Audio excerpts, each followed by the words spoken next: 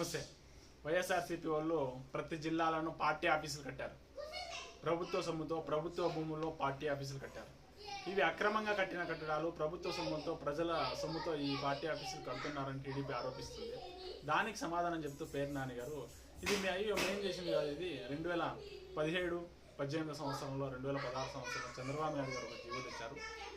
జాతీయ పార్టీలకు 2 ఎకరాల స్థలం, ప్రాంతీయ పార్టీలకు ఒక ఎకరం స్థలం, అది కూడా సంవత్సరానికి ఎకరంకి 1000 రూపాయల లీజు, 1000 రూపాయల లీజు 30 సంవత్సరాల పాటు అగ్రిమెంట్ చేసుకునే ఒక జీవోని చంద్రబాబు నాయుడు గారు తెచ్చారు.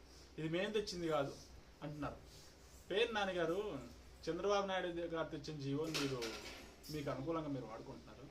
అయితే ప్రజావేదిక కట్టింది కూడా చంద్రబాబు నాయుడుగా కదా, మరి ప్రజావేదికని ఎందుకు కూల్చేస్తారు మీరు?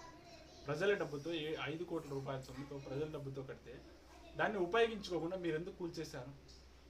రెండోది, అమరావతి కూడా చంద్రబాబు నాయుడు గారు రాజధాని అన్నారు కదా, అప్పుడు మీ నాయకుడు కూడా అమరావతి రాజధాని 35,000 ఎకరాలు ఉండాలి ఇంత పెద్ద రాష్ట్రానికి అని సమర్థించారు కదా.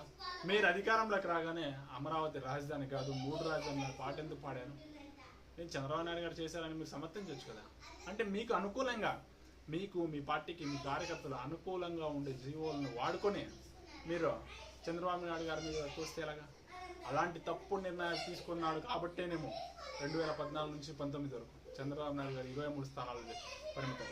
మీరు గెలిచిన తర్వాత అలాంటి తప్పుడు నిర్ణయాలను కొనసాగించడం వల్ల మీరు 11 సీట్లకు వచ్చారు 2024లో. అలాంటి తప్పుడు నిర్ణయాలకు భుజం కాయడం వల్ల 2029లో ఎన్ని సీట్లు వస్తాయనేది మీరు ఆలోచించుకోవాలి. ఆలోచించుకుని ముందుకు వెళ్తే బాగుంటుంది. ఎందుకంటే ప్రజలు అన్నీ చూస్తుంటారండి, ఏది గుడ్డిగా మీరు చెప్పేస్తారు కదా అని నమ్మరు. అన్నీ చంద్రబాబు నాయుడు గారు చేస్తే మీరెందుకు? ఇంకా మీరు ప్రభుత్వంలోకి వచ్చిన తర్వాత చెప్పాలి కదా చంద్రబాబు నాయుడు గారికి, అయ్యా మీరు చేసిన తప్పు ఇది అని చెప్పాలి కదా. సరే చెప్పకపోయినా కనీసం ఆ తప్పును మీరు కొనసాగించకూడదా? కొనసాగించి మళ్ళీ సమర్థించుకుంటున్నారు చూసారా, అది వైసీపీకి ఒక గొప్ప వరం. ఎంత పెద్ద తప్పు అయినా మీరు అంబటి రాంబాబు గారు, ఆ కొడాలి నాని గారు సంబంధం లేకుండా మాట్లాడతారు, ప్రజలకు అర్థం కాకుండా కనిపించేస్తారు. అది మీ పార్టీ యొక్క గొప్పతనం. Thank you.